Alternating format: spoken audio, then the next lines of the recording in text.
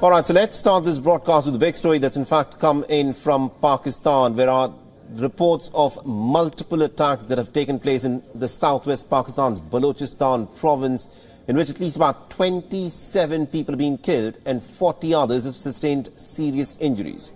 The Pakistan's Election Commission and the local administration has said that it is treating these incidents as terror attacks. The first blast was reported from a place called Qila Saifullah. This next one was reported in Pishin from outside the office of an independent candidate. General elections, remember, in Pakistan are to happen tomorrow. And these terror attacks are now being seen as an attempt to try and disrupt the democratic process in Pakistan. Now, so far, the administration has not issued any statement to suggest that these incidents will influence the elections in the country. Now, Pakistan's southwest has lately witnessed a sharp spike in the terror activity, with close to about 70% of the region having been marked as disturbed areas.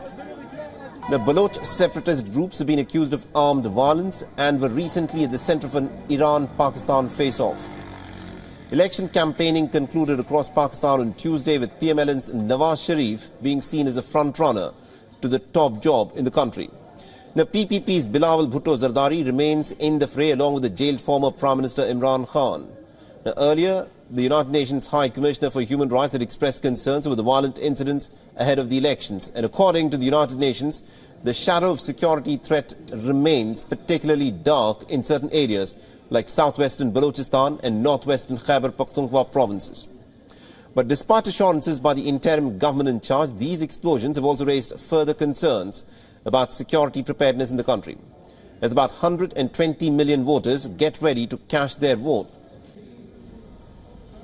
And also to make sense of what is happening at this moment in Pakistan, we're being joined by Mr. Adnan Qaiser, who's a foreign affairs expert and also a former commissioned officer who has served in international diplomacy before.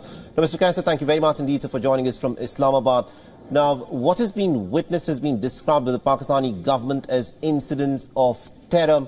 Now, there have been blasts that have been reported, 27 people have been killed, and this has happened just a day before Pakistan is to vote in its national elections. What is your reading of these attacks that have taken place today? Well, first of all, thank you very much for having me in your program, and good afternoon to all your viewers. So first of all, please understand that pre-poll violence is nothing new to Pakistan. Whenever the elections have been held in the past, if we take 2008, 2013, and 2018, the violence had been much more as compared to presently, which is being seen. However, there are various dynamics which we have to understand. That first of all, there is an ongoing insurgency going on in Baluchistan, which is actually the fifth since Pakistan's creation. So unfortunately, since its political issues of Baluchistan have not been duly addressed, so there has been a resentment or a rebellion, if you will, which is ongoing. The middle class has joined, so there's a resentment against the Sardars, and the middle class has risen up. So there are various factors. Apart from that, there is a factor of terrorism as well from TTP, the Tehreek-e-Taliban Pakistan, which are been conducting their operations from Afghanistan. So we have to understand the dynamics of the terrorism which is being conducted. Right. Apart from that, in 2013 and 2018, we saw there were various factors like Shia-Sunni killings as well, which unfortunately, which has not taken place, and only very limited scale violence we have seen only in Baluchistan and parts of KPK. Mr. Qaiser, I think you've summed it up beautifully in terms of the many challenges that the Pakistani state faces. There is this, specter of terror by the TTP, the Pakistani Taliban, and then there's this issue of Baloch insurgency. And then, as you pointed out, that in the previous elections as well, there's been pre-poll violence. How does the Pakistani administration, of course, respond to this? Considering the fact that the elections are to take place tomorrow, do you think people in Pakistan will now want to step out and go to the polling station to vote? Because the possibility of violence is very real.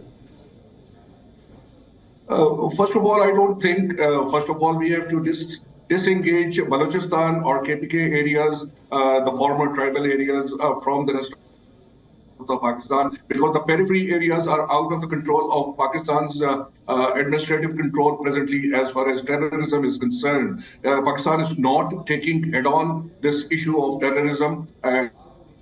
Only is conducting intelligence-based operations, which are select operations, and which is not taking full control or taking head-on the menace of terrorism. So, if you see in the past 6 years, 2003 had been the highest level of casualties which took place in Pakistan. I have accounted 1,524 killings. 1,463 injuries in 789 terror attacks. So Pakistan is doing very little with regards to these acts of terrorism. So it has to come forward and make a strategy. Mr. Qaiser, I think you're dwelling on the facts of history of what has happened.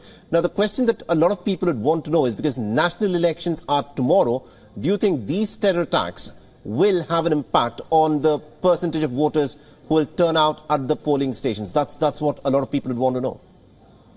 I don't think so. I don't think so. This would discourage the population, because the Pakistani population have been weathered. They have weathered terrorism for the past several years, so they are not going to be undermined by these acts of terrorism. With regards to Baluchistan, it's altogether a different dynamics because of a different political situation.